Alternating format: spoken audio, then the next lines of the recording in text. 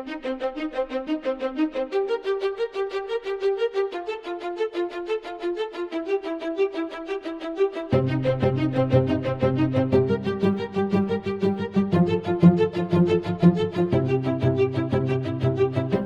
everybody, it's Friday, August the 30th, 2024, and this is How to Restart a Church, a spin-off podcast where I, Pastor Trey Comstock, and my friend and colleague, Pastor Emily Larson, and often, as you're about to find out and can see on camera if you are watching the video version of this, hear from cool people to learn about how to make church happen and how to make church happen again.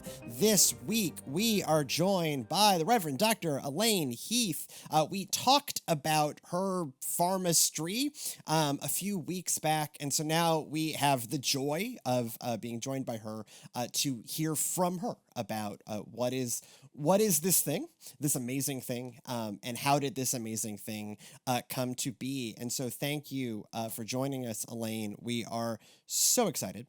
And so as I said, like, we attempted to describe what this what is a thing Farmastery? Yeah. What is a Farmastery? How would you describe your Farmastery? Well, thanks for having me on your podcast. I really am honored, and I think this is going to be a fun conversation. And I love what you're doing in ministry where you are too. So a Farmastery, this is our homemade word. A Farmastery is the geographic hub of our new monastic missional community, which is United Methodist, and it's super ecumenical. So we're a project of the North Carolina Conference as far as the appointment. I'm the appointed elder here and so on. And so we have 23 acres of farm and forest. The majority of the land is forest, and then about 5 acres is under agricultural production. And the forest and the field is very beautiful with old 150-year-old trees and walking trails and places to stop and meditate. We're getting ready to put in sort of a stations of creation instead of stations of the cross. It'll be very much grounded in Celtic and Franciscan spirituality.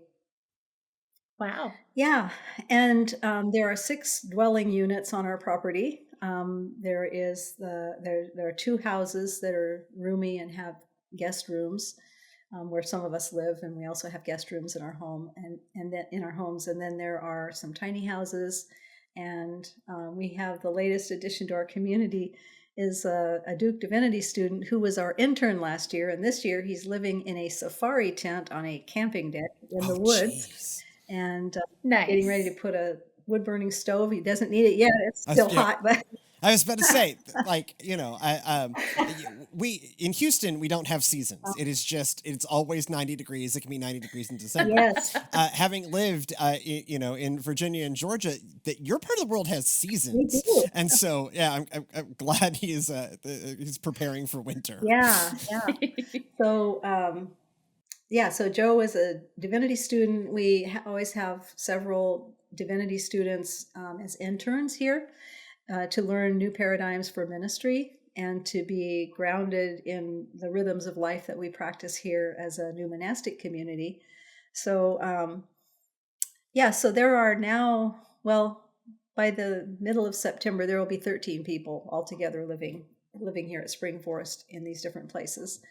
And the farm is the most fundamental reason for farming and having the farm activities and growing the food and sharing the food is to develop circles of community, especially circles of community that heal the land, that heal living things that are not human, that heal human trauma, that heal especially religious trauma, but other kinds of trauma. We do support refugee resettlement. We have a whole set of programming that we do to support refugee resettlement in this area. Most of the folks we're working with are from Afghanistan and sort of around that area of the world, although a few folks are from other parts of the world. And we partner with lots of different churches. We have an alternative funding strategy for our ministry, which I think you'll probably want to hear about that. Yeah. So I'll get into that in a little while. But so Farmastery farm is we are literally grounded in on a piece of property that includes a farm and a forest, and the stary part is about monastery. And the new monasticism is different from the old monasticism in a number of different ways. One of the ways is that we're multi-generational, we're single and married, we're across the spectrum of sexual orientation, we're theologically diverse in where we are, but we're able to hold this together with community pretty well. I mean, we have our drama once in a while, but like anybody does. But because we're a practice-based community, so we're not doctrinally centered. We're practice-based, and we attempt to be centered around the Trinity. So our rule of life is our set of practices, and that is prayer, work, table, neighbor, and rest. And we have a whole range of ways that we hold ourselves accountable and structure our lives so that rule of life can become a supportive trellis for how we live together, for how we work together and serve our neighbors, and how we resolve conflict and all sorts of things. So that's probably a good place to pause. Yeah, that's a lot.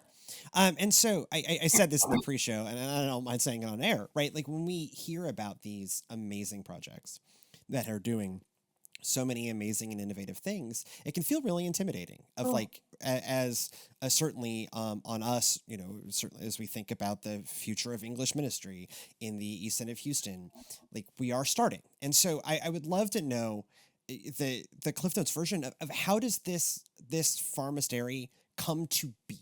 Like, where did it start, and what was the process to grow into? And I suspect especially as a farm, it's a somewhat organic process. But how does it grow into who y'all are today? Yeah, it's definitely an organic farm. We're a regenerative farm too, because we have very deep commitments to caring for the earth and for the divine being expressed to us in and through all the created things, all the living things. So probably the first place it begins is when I'm a little girl growing up in a violent family, and one of the places I find solace and joy is at a neighbor's farm, where I fall in love with the chickens. I fall in love with the chickens. Their house was always a mess. There were a lot of flies. I mean, it was a questionable sanitary situation, but I found love there, and I remember resolving that when I grew up, I was going to live in the woods and have a farm, and I would have 12 chickens. I would not eat the chickens. I would eat their eggs. And we would have. This is very specific. Yeah, it was very specific. I drew pictures of it and everything. It was like my little vision board when I'm 7 years old, So anyway, that's where my desire to work out life on a farm began. Where Spring Forest actually got started 20 years ago, when I started my first academic job in Ohio, in north central Ohio.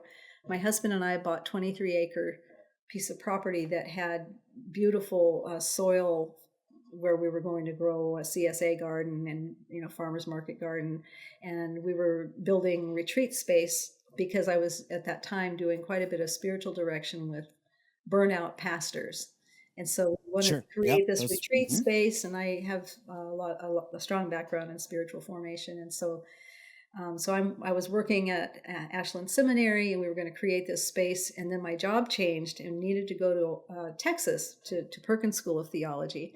So that was a big change that wasn't in our plan, but you know how God kind of sneaks up on you sometimes, and off you go. So there we went. And but as we were getting ready to leave, I heard this very distinctly in prayer: don't give up on this dream. It's going to happen in the future on a better piece of property and at a better time. So don't give up on it. So that comforted me a lot. Well, we went to Texas and lived in the city, and lived in the city. We lived in Garland. And I loved my job at Perkins School of Theology. I was the professor of evangelism, and I just had so much elbow room to do creative things inside and outside the classroom. So I started a nonprofit called Missional Wisdom Foundation because I started these experimental communities with some of my students who were wanting to learn, and these were Methodist students who were wanting to learn Yeah. what we now call fresh expressions. Back then, it wasn't called anything, just hippie. Yeah, we actually, Emily and I, a few years back, did some work with Missional Wisdom Okay. Foundation and got Yes, to know we that did. crew really well. Yeah. So, so the first, I had started the first two communities, and then a year later, I met Larry Duggins, who had just come to school there and became my student, and he joined in with me, and that's when we created the nonprofit that was going to now be the umbrella for all these experiments. So, along the way with that, that was great learning time. So when our Epworth project was at its zenith, there were 8 residential communities across the Metroplex and one in Waco. All of them were anchored either in a local UMC or in a Wesley Foundation ministry. They were all anchored in an institution, but they were all in the neighborhoods, very diverse neighborhoods, including undocumented worker neighborhoods, refugee neighborhoods, and there was even one that was rising young urban professional neighborhood, which was interesting. And so the students would live there. And so what happened as we developed that project and served during the time that project shut down a few years ago, but by the time it finished, we had probably housed close to 400 people over the years. Wow. Mostly students, but there were some other people too that wanted to be a part of this, where they learned how to live in their neighborhood in this other way that we're referring to, and following a rule of life and all the things. So I learned a lot during that process about all sorts of mechanics of best practices and how things can go south pretty fast if you're not mindful and doing it the right way, especially with young people who are highly idealistic and haven't begun to work on their shadow and all the things. So learned a lot there, and while we were doing that, did what we could to incorporate sort of urban agriculture into some of the projects, into some of the houses, neighborhood gardens, community gardens.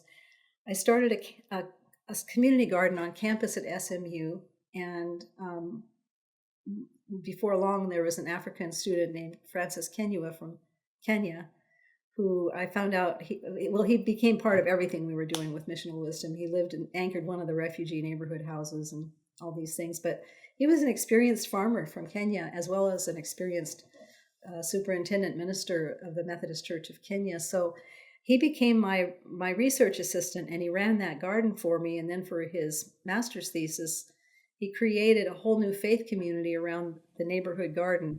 Oh, wow. And it was utterly diverse. This group of people was more, you would not find a more diverse group of people. And here it is in Highland Park, one of the highest net worth areas in the country, and all sorts of people at this garden. Wow. They still stay in touch with him and call him their pastor these years later. Jeez. Wonderful. Yeah. So Francis is going to come back into the story here in a minute. So anyway, I would take my students almost every semester down to DeSoto, and we would go to this experimental farm that was just a few years old, where the people that ran it were former hellfire and brimstone evangelists that used to go on crusades around the world and, show the Jesus film and tell people to get saved. And then they had an awakening, and they realized what they really needed to be doing was creating sustainable agricultural systems with orphanages, so that the villages could become self-sustaining financially instead of the toxic charity model and so on. So I would take my students to hear these folks' story and see how on a very small piece of land they were growing an incredible amount of healthy food. And I just fell in love with that, and it connected back to my 7-8-year-old dream of having chickens. Your 12 chickens. Yeah. So you can see how these dots are connecting. Yeah. Plus, my whole vocation has been emerged from my healing from a lot of childhood trauma and young adult trauma. So creating a community where people can be safe and be fully welcome and not be traumatized. This is all coming out of my own journey. Yeah. So now, at its zenith, we had the 8 community houses and 2 repurposed church projects with co-working spaces and social enterprise. And meanwhile, I'm learning so much from all sorts of people about these. I learned a lot from Larry Duggins about just the business side of things and how to do stuff that I didn't know how to do, relative to business and legal things. So then I was recruited to come to Duke to serve as dean, which I wasn't expecting that at all. I always work on the edge of institutions, and dean's pretty much at the top of the. Yeah, put you in the middle. Well, I don't know how this is going to go, but anyway, God made it clear. I need to go out there. So as we were preparing to move from Texas, I felt deeply in my spirit that now is the time to look for that piece of property from years ago. So that's how we ended up buying the property that we bought here. And then when we moved out here, some of our friends that lived in community with us in Texas moved here with us to continue living in community. Okay.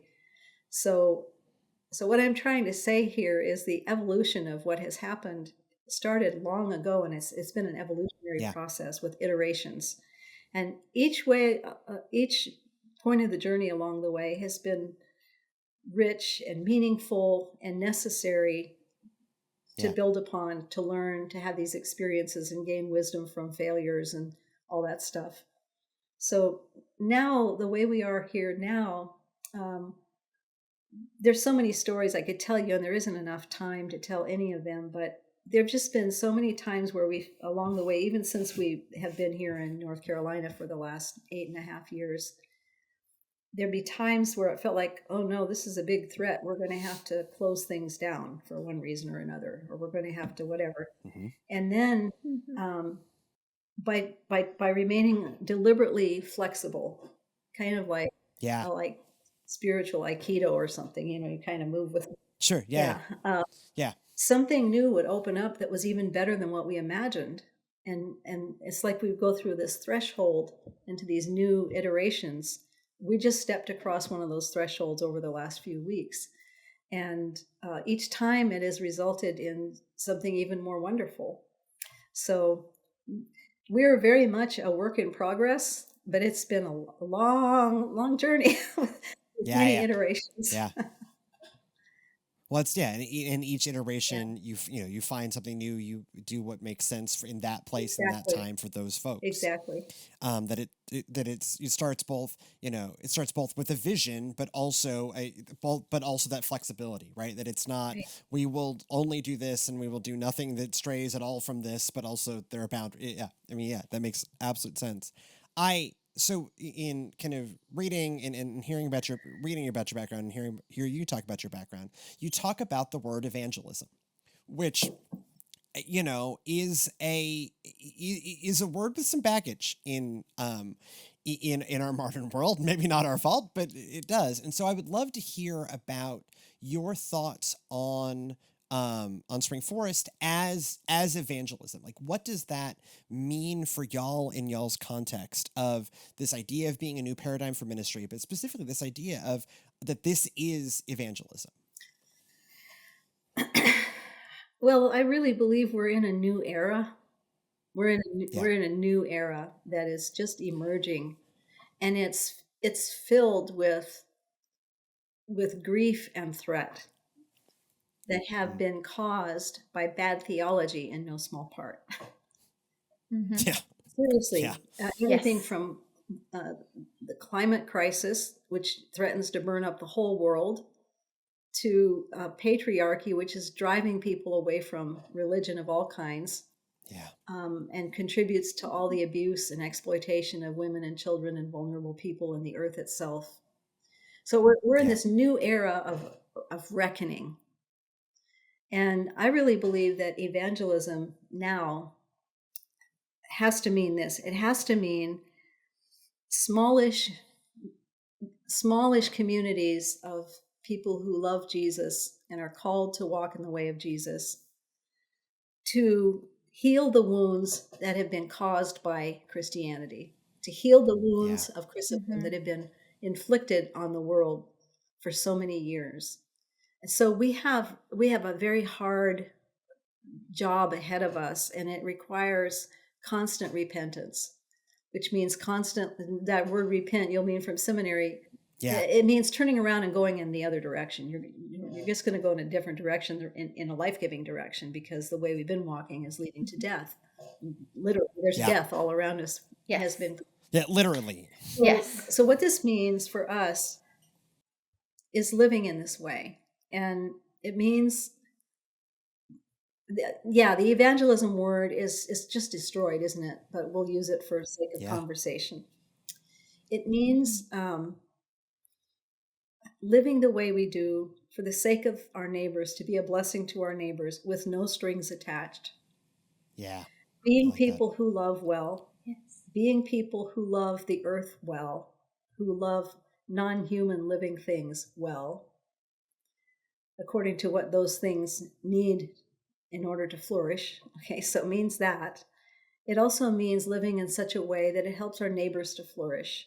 And paradoxically, when we live that way of kenosis, the self-giving love, we actually find ourselves. That's where we find ourselves. We're lost unless we live that way. And it's impossible to live that way without having a community to live it together. It does take a village. Because we are either overwhelmed with shame and hateful thoughts and inner chatter about ourselves because of all the things we've been through, or we're filled with pompous self-importance and feel like we have a right to rule the universe. And some weird combination of those things flipping back and forth, So when we have our the self-hatred, then self-hatred, and you appoint yourself the ruler of the right. universe. It's great. It's all in there, right? All those different parts. So we need a smallish community so we can actually be known and actually know each other and do life together. And when we do it for the sake of our neighbors, and this is very Bonhoeffer-ish when I'm talking about, it's magical. It's magical. This wonderful energy of love is released that heals wounds, that creates open spaces, that that startles people. We've had so many startled people at Spring Forest. This is a church. I don't even like to say the word church, but this feels good here. I feel welcome here. You mean I can be part of Spring Forest and I don't even have to believe in God? Yes, you can. You are very welcome here. Yes. Very welcome here. You mean I can be part of Spring Forest and still be Muslim? Yep. I can be queer. Yep, absolutely. You can be queer. You can be in a wheelchair. You can you can even be a straight white guy. It's okay. You can be. Thank God, everything's fine. Praise the Lord. There's space for us all. Because we're going to practice our practices together, and they're practices that are healthy for everybody. So I think one of the themes that we in a lot of these conversations that we've had is I don't think I heard it phrased as repentance, but it's absolutely what it is. That for a while, for centuries maybe, and certainly for a good part of this one and the last one, we've talked a great game, and then we've lived the opposite way. Yeah. And the world figured out that we were hypocrites and then wanted nothing to do with us, and rightly so. And so much of this, these emerging new things, these fresh expressions, these whatever words you want to put around them, go back to something we learned, in a previous interview. We asked a Gen Z guy, like, hey, what is your generation looking for in the church? Like one of these really like bod standard churchy questions. He was like, what if y'all were good actually? And I'm like, oh yeah, okay. And it turns out like, what if you were good actually? Because it's really clear that you're not. I'm like, yeah. And so I hear that resonance in this kind of theology of repentance of, what if we were good actually, or strove at least, we as Wesleyan theologians all, we strive. Maybe we don't start out totally there, but there is that like, oh yeah, what if we were just good? And what if we were just like open-minded? And to steal something from tabletop role-playing, what if we just played to find out what happens? Yeah. There's a phrase I heard from Jonathan Wilson Hartgrove a few years ago, and William Barber. They were doing some things together, and he said, "We believe in evangelism through fascination rather than force." Yeah. But what are we evangelizing people to? because that has been so consumeristic. It's been conversionism. It's been thinly disguised exploitation and manipulation. Sure. I really believe what we're called to evangelize people to is to be fully alive. To be fully alive. Irenaeus said the glory of God is a human fully alive. Yeah. Jesus shows us what fully alive looks like as a human being. We see that Jesus is our exemplar. We see that. So if we can get over ourselves and quit worrying about our membership numbers and all that ridiculous stuff, Yes, and actually be overwhelmed with what God is really like, the God who created this incredible world, and then create spaces where everyone else, it's easier for them to become fully alive. That's what it's about. Yeah, Emily and I, in our kind of one of our previous iterations of ministry, together as a team, and we're gonna, kind of, I think we're gonna do a show about this, but like one of the things we had to do was like clean up a church culture that had been so built on like a joy of bigness. That what made this church amazing was the tale of the numbers that it told, and like I don't know about you, Emily, but like that nearly destroyed me. Right? Because it was never enough that, folks were finding new life and we were building community and like cool, weird things were happening. It was, well, there are fewer bottoms in the seats. And because there are fewer bottoms in the seats and less money coming in, clearly this church is dying, failing. And like frankly, that nearly psychologically destroyed me. And a lot of my church trauma, I had lived a blessed life that I didn't have a ton of it. And I have a lot of church trauma from trying to live out this culture of bigness because it was just, I found it absolutely destructive. Yeah. Yes. Yeah. Well, that's the product of the syncretism between late market capitalism and Christianity. Yeah. It's just an unholy alliance. Yes. Yeah, we I won't name names because we live in a weird system, but I know of a place within the United Methodist Church where literally pastors were being judged by algorithm. So they would punch in a bunch of numbers of like church attendance and giving and baptisms and whatever, and out that would come some expression of that pastor's value. Wow. And we are, I think we are seeing in our economy, in our world, a breakdown of the kind of growth at all costs that, it must grow. There must grow. Well, at some point you have sold every adult human a smartphone and the only thing you can do is sell them another one, right? Like there's no untapped market. And, you're right. Like church really, mainline and evangelical Christians alike really bought into that growth at all costs mindset. And it is, it's certainly growth at all costs has destroyed our planet and is also destroying our souls. Yeah. I finished reading Brian McLaren's recent book, Life After Doom. Have you read that? I have not yet. That's his best book so far, and it's all about overshoot, all about consuming more than we can replenish, than the earth can replenish. And this mindset in the church, it's done the same thing. Like the expectation that you have to get bigger and bigger and bigger, or you don't count, or we're going to punish you, or whatever. Right. Yeah, it's part of that whole overshoot, the consuming of energy, the acting like there are no consequences. Yeah. One of the things that I love about your mission and your vision at Spring Forest is that return to this organic growth of healing the planet and healing the person. I went to live on a farmastery. Our vision boards are very similar. And I think that a lot of people who don't know that they are seeking the divine are returning to practices like homesteading, like sourdough bread baking, like, the things that give life in their simplicity. And so I love that you have created this space for people to heal and to grow in these ways, in these forms and functions where they can heal and grow as we were intended to, in a garden, right? With chickens. Yeah, that's wonderful. You're right. Things like knitting, all the homesteading skills. Yeah, young adults Yes. are all moving in that direction, or many of them are moving in that direction. Mm-hmm. Well, I mean, even I am not. I'll admit it. I am not a plant person. I have killed every plant I have I am the ever. plant person.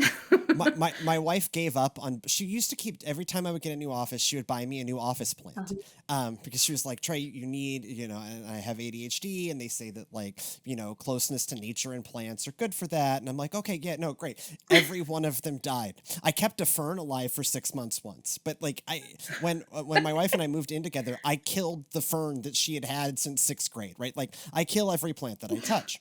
But so my version of that was woodworking, right? Mhm. I during COVID I think that a lot of us had this like real need for during COVID, but like I had grown up building theatrical sets, and um, so for me it maybe not growing something, but it is building something out of natural Yeah. materials, of like that idea of having that craft and letting that connect Mhm. me into the creative power of God. And like that was my version of this, because the plant was never, it just wasn't going to happen. Well, you don't have to own the plant to be blessed by the plant. You can walk through a forest and inhale the Yes. air, and it's good for your soul. Yes. Yes.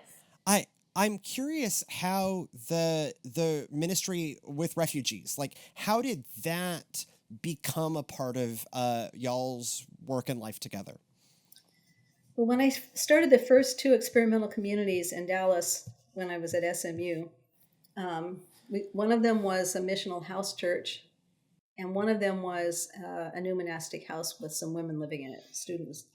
Okay, so about the fourth or fifth time we met I think we met on Sunday evenings for a meal and worship for the missional house church, which we call that New Day. That's what we called those New Day communities. One of my students who was from the DRC brought 6 Congolese refugees that had just arrived, like that very day, had just arrived from the refugee Jeez. camp. And he brought them, and they didn't speak any English at all. And of course, he could translate because he spoke Yeah. languages. So he brings them, and here we are. And it was kind of hilarious because that night we decided we were going to have a very contemplative Taizé kind of service. And for whatever reason, somebody that came occasionally brought a small bus full of children. So on my careful plans for Taizé with candles and icons, and it was going to be very soup and bread. And then you've got Congolese men that don't speak English and they're terrified because they don't know what's happening. And then all these noisy children. We were at the Wesley House. We were at the Wesley House on campus, and it was just awful. Oh, you love those Oh moments. my. And then This is, humans make plans and God laughs. Yep. Uh-huh. they do. We all ate sandwiches, and I was glad when it was time to go home. And then, so the student's name was Christian. So I said, I'd like to go visit those men. So he took me to visit the men, or I drove the car and he took me where they lived. And I went in their apartment, and they had no furniture, they had no food, they had nothing. Wow. They had Yeah. one rickety folding chair and a rickety folding table, and they opened the refrigerator to Jeez. give me a bottle of water because the water is horrible there. And there was no food in the refrigerator, and they gave me their one Oh bottle my of gosh. water. It was really appalling. And Yeah. so that was the beginning of befriending refugees. And over the next several years, we became very connected with all the refugee services in Dallas. There were 3 different agencies that we connected with. And we set up these community houses in the neighborhoods where refugees are resettled. And when Francis came as a student, he agreed to anchor one of those apartments and live in it. And then that would be where this is in a different apartment complex from the one before. And that he would anchor our New Day gatherings and our community meals. And he would reach out and befriend people because he spoke Swahili, which was the language of many of the people. We also worked with Spanish speaking refugees and immigrants and some other people. So that very much influenced. It was a huge learning curve for me and for my students, frankly, because most of them never had worked with refugees or met a refugee. But it really was life-changing for all of us. And Yeah. so that when we had the opportunity to buy this farm next door to the property that we bought when we moved here, my husband said, we're going to have to get Francis to come out here and be the lead farmer because you and I are not farmers and you're working. And I'm like, yeah. Mm-hmm. So, so we were able to work it out with Francis and the 3 bishops that were involved. And he and his family came out. I mean, it was quite a complex process. Yeah. And as soon as he was out here and we were kind of working on the infrastructure improvements that were needed on the farm, we connected with Church World Service here in Dallas, which is one of the 2 refugee agencies in Durham, rather, and said, hey, we would love to befriend refugees that are arriving. We've done this kind of ministry for years in Dallas, and they were really happy about it. So that's how we got started, right at the very outset, Sure. Yeah. That it had come from the previous work and you had these relationships, right, and you kind of had gotten over that like learning curve of what is this? We have, in my own work, I have that learning curve of, I had done multicultural ministry. I had worked in Latin America, but I had never done everyone here but me is an immigrant. And so maybe I should have seen this coming. I had no idea how much furniture we would be tracking down on a weekly basis. Yeah. On a weekly basis, we are tracking down furniture. And honestly, we're also then going Raiders of the Lost Ark on the church. So we have this giant, regular listeners of the show know this, we have this giant 1,200 seater facility home to a church of 160 souls. And so we are, just plundering the depths of, we have 6 cribs from the 80s, out the door they go into, Pastor Yanni, my associate, will come and be like, hey, Trey, can I have this? And I'm like, is it bolted down? If the answer to that question is no, out the door it goes. If it's yes, we'll unbolt it and then you can take it. Honestly, if you need it and I can unbolt it from the building, we haven't figured out where the pipe organ's going to go yet, but someday. It's like the room of requirements. So Harry Potter. You got over that learning curve, and so then you that's a competency you bring into ministry, and so then that allows you to take that next stage of it. Yeah, that's right. Yeah. So we alluded to this at the beginning, and we talked about in the pre-show, and I'm the how do you pay for it guy, because that's a lot of my life is the kingdom of God is in breaking, and but also the bills keep going out, the money keeps going out the door, and so how do y'all fund this thing?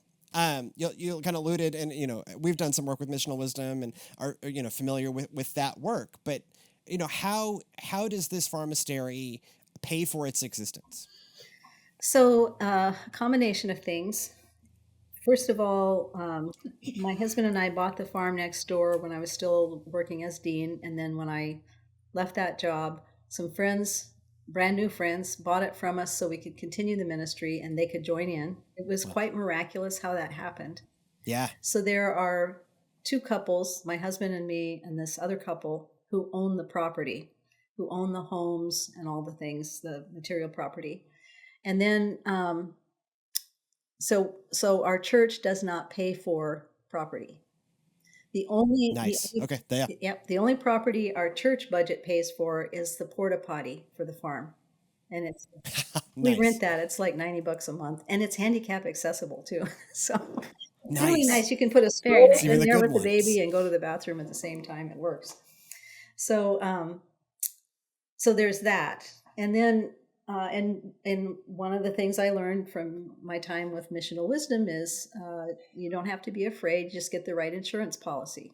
Just get the right insurance policies. You can do ministry very creatively. Just make sure you have the right insurance policy. That doesn't need to be an obstacle. And we do all our safe sanctuary training because we work with vulnerable people and all those things. Okay. So then, Francis was here for 3 years and then got reappointed to the Great Plains Conference. So then we asked for me to be appointed because I was retired by then. I'm a retired elder and retired from academia. I'm retired from all the things institutionally. So we asked for me to be appointed because we did not need more elders to be appointed here. Yeah. Yeah. And we did have a walk down. We still have a walk down new church start grant that was like for 5 years or something like that. You know how they get smaller every year, and you. Okay, so it was one of those. That's really. We're on year 5 of a 3-year deal. Very familiar. So this was and the grant was for staff. It was really to pay for staff. So when we learned that Francis was going to be going back to Great Plains Conference, we asked if we could continue that staff grant, but use it for farm workers, not for clergy. And the conference said yes, because we knew we would need some extra farm labor to be able to increase the size of the CSA, begin to develop a range of agritourism offerings that we would offer that would generate revenue. So that was kind of where we were looking. That's awesome. And then also we anticipated that our worshiping and following the practices together community would also grow a little bit, and then would financial stewardship would grow. So that's all happened. And so I am bivocational. I have to get paid something because I'm appointed here and our polity requires. Sure. Yeah. So the way we worked it out is I'm appointed quarter time. As a retired borrowed elder, my clergy membership is in the Western North Carolina Conference. So I'm a retired borrowed elder at quarter time, and I get paid $5 a month. Oh, perfect. Yeah. Okay. Because I'm retired and my husband is retired, we can support ourselves with our income, and I can work that way. And then, so the only people who get paid for working at Spring Forest, we have 2 super part-time administrative assistant type people. Okay. We did have 1 full-time and 2 very part-time farm workers, but they all went to the full-time person went to a different job recently, and the other 2 decided to go in a new direction. So this is the threshold I was talking about. Yeah, right. Yeah. So before that happened, I probably spent 8 hours a week working on the farm, primarily taking care of the goats. I shepherd goats and people. Goats are easier to shepherd than people. I can believe that. So about 8 hours. So I made the decision, really prayed about it and talked to our core team and everything and my husband.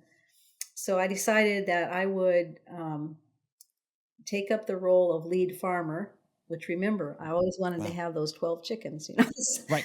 Dream has been here for a while. Here you go. I would step into the role of lead farmer. I continue to be the abbess of our community, and that would take any financial burden off of the church, because really the walk down grant was for staff, right? And right. Meanwhile, with the loss of some of our farm workers, we had to make our CSA smaller instead of larger, so it was like a bump in the road.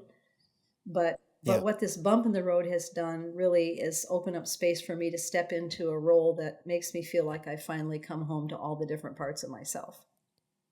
Yeah, that all of these callings across the course of a lifetime kind of all settle into that one place. And now that I'm working full-time on the farm, 40 hours a week, I do try to be disciplined about my time.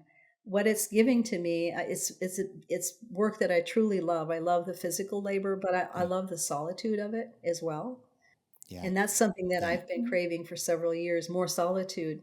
And now I have that. Yeah.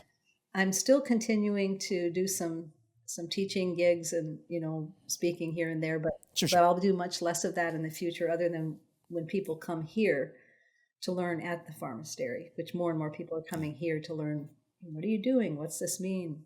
Etc. So our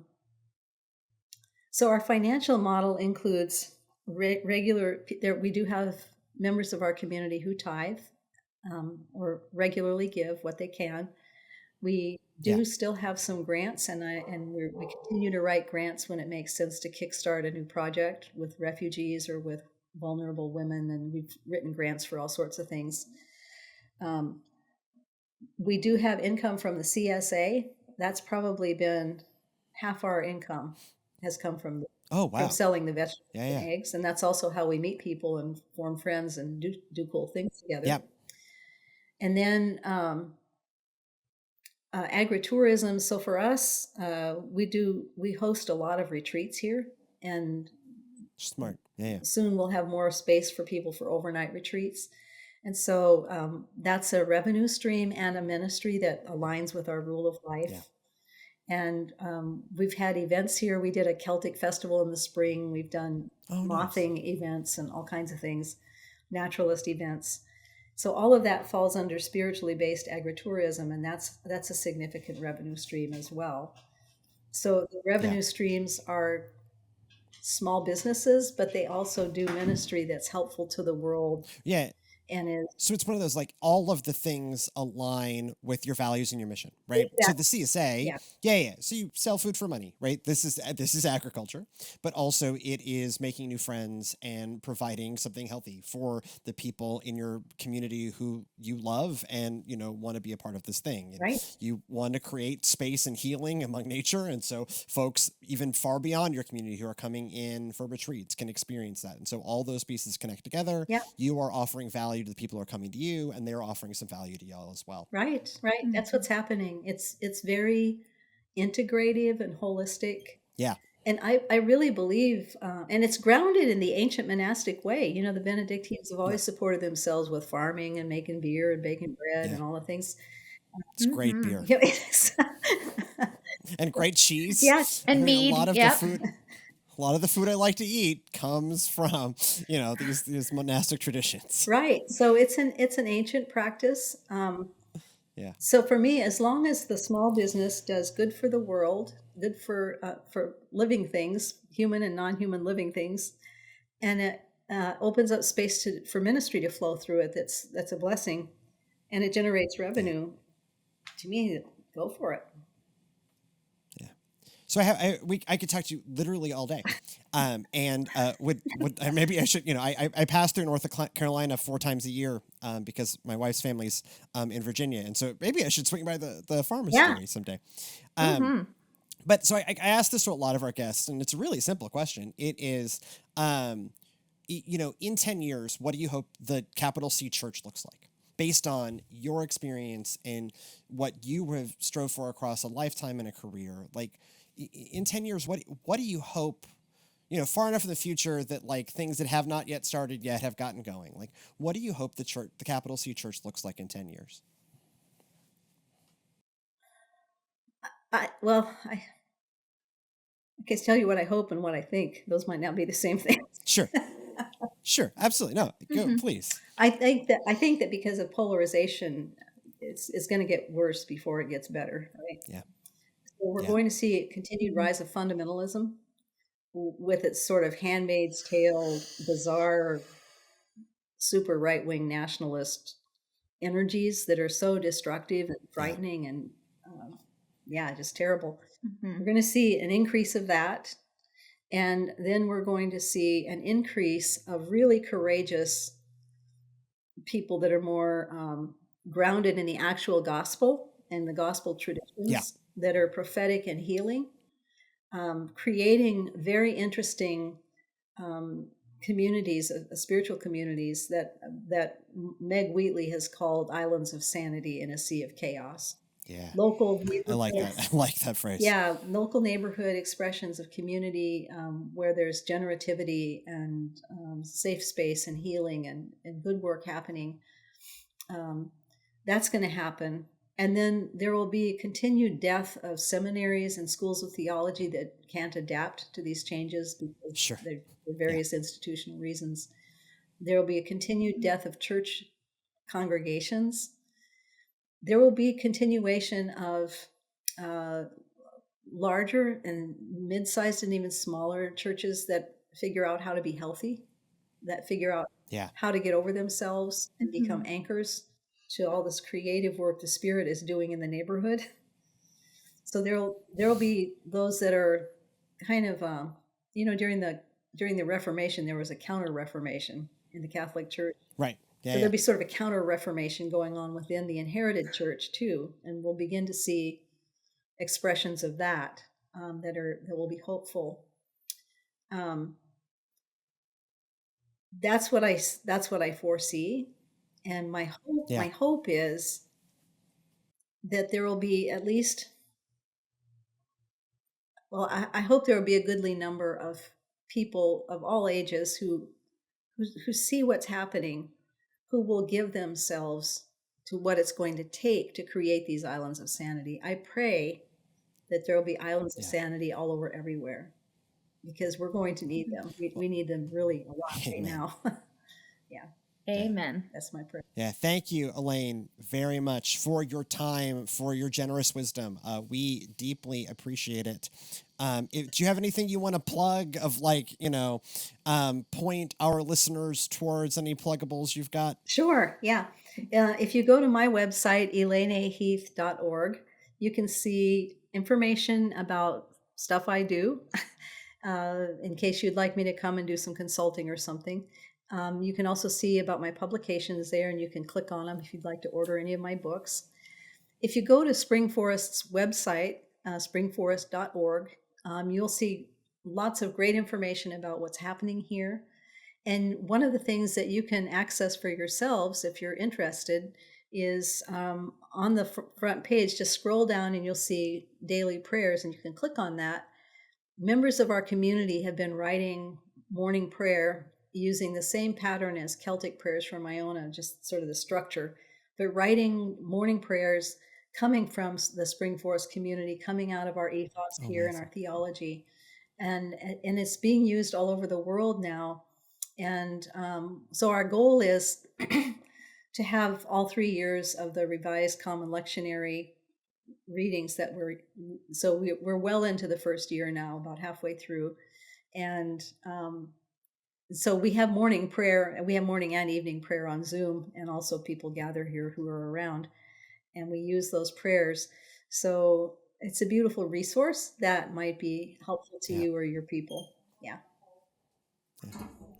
Thank you very much. Thank you. Listeners at home, have your own experiences of either finding healing in community, or your own hopes for what the church can be, please email us, thegoodnessofgodpod@gmail.com. That is thegoodnessofgodpod@gmail.com. Everything we do here in the Servants Now Media Lab is made possible by a generous Innovators Grant by the Texas Annual Conference, the United Methodist Church. If you want to support us, like, comment, subscribe, leave 5-star reviews on Apple Podcast, share something you found meaningful. All of that helps this ministry go further, and in that way become more sustainable. If you want more of what we do, it's at Servants Now on just about everything: TikTok, Instagram, Facebook, YouTube, and servantsnow.org on the internet. And go in peace to love and serve the Lord, and we'll see you next time.